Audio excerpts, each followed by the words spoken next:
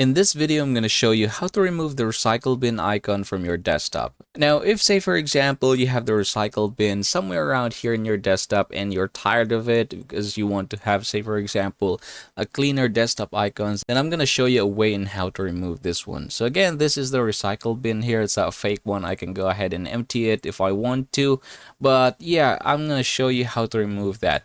So I'm going to go ahead and click the Windows icon here, and we're just going to go ahead and look for themes and related settings is what we're gonna head over to, and then you should be able to see here the desktop icon on the upper right. I'm gonna click this one and you have it here.